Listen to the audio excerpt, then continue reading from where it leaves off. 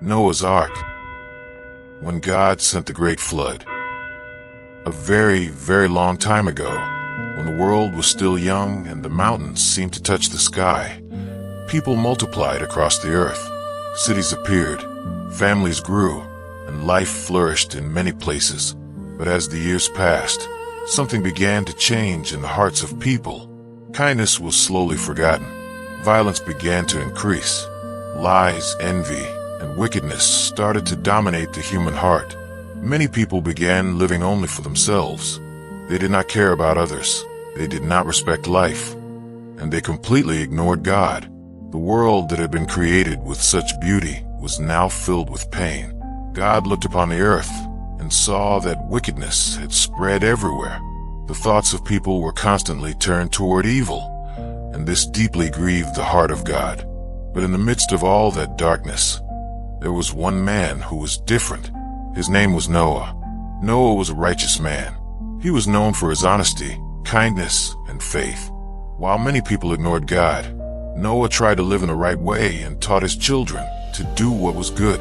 He walked with God. Noah had a family. His wife was always by his side, and his 3 sons, Shem, Ham, and Japheth, grew up learning to respect God. Even while living in a world full of wickedness, that family chose to live differently, and God saw this. One day, God decided to speak to Noah. While Noah was carrying out his daily tasks, something extraordinary happened. God spoke to him. The voice of God was powerful, full of authority and wisdom. God said, "Noah, I see everything that happens on the earth. Wickedness has filled the hearts of people, and violence has spread everywhere. Because of this, the earth will be purified." Noah listened carefully. His heart grew heavy when he heard those words. But God continued, "You, Noah, have found favor in my sight. Therefore, I will save you and your family." Then God revealed an extraordinary plan. Noah built a great ark. The ark would be a massive boat, larger than any vessel ever built. God explained every detail. It was to be made of strong wood, contain many compartments, and be sealed with pitch so that no water could enter. The measurements were enormous, about 450 feet long, 75 feet wide, and 45 feet high. The ark would have 3 levels, a window at the top to allow light inside, and only one large door on its side. But God's plan did not end there. He said, "Bring into the ark your wife, your sons, and their wives. You must also bring pairs of every animal on the earth, male and female, large and small, animals that crawl, animals that fly, and animals that walk upon the land. All of them were to enter the ark so their species would survive." In addition, Noah needed to store enough food for everyone. It was a massive task, but Noah did not question. He did not laugh. He did not doubt. He simply trusted God. Noah began to work, day after day, month after month, year after year. Building that ark was an enormous project. He had to cut trees, prepare wood, and raise a gigantic structure. His sons helped him, and together they worked tirelessly. But there was something unusual about that construction. The ark was being built far from the sea. People began to notice and came to watch the enormous boat being built in the middle of dry land. Some laughed. Others mocked him. "Hey Noah, where's the ocean for that boat?" Many said he'd gone crazy, but Noah kept working. While he was building, he also warned the people. He spoke about God and about the need for repentance. But no one wanted to listen. The years passed, and the ark slowly took shape. First the foundation, then the massive walls, then the levels and compartments, until finally the ark was finished. It stood like an enormous monument rising from the ground. Then God spoke again. "It is time." Something extraordinary began to happen. From every corner of the earth, animals began to arrive. Flocks of birds crossed the sky. Elephants walked slowly forward. Giraffes raised their long necks. Lions, horses, zebras, deer, and many other animals approached.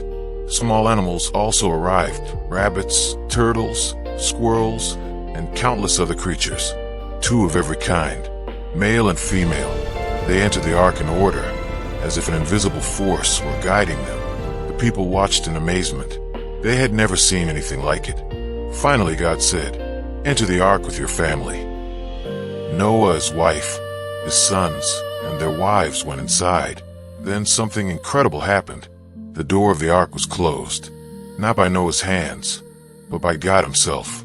Soon the sky grew dark, clouds gathered, and the wind began to blow strongly. Then the rain began to fall. At first it was only a few drops, but soon the rain grew heavier and heavier.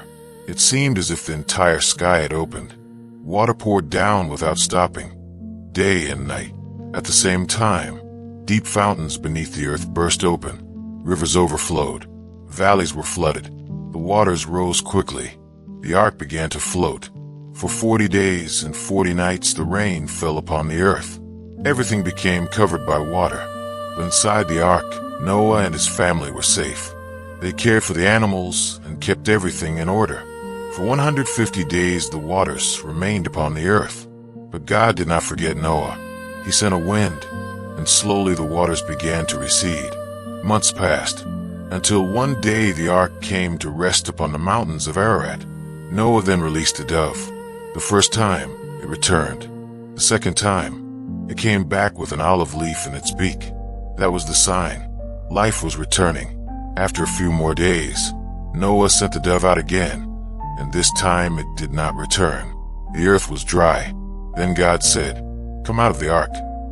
Noah, his family, and all the animals came out. Life was beginning again. Noah built an altar and thanked God for his protection and for the new beginning.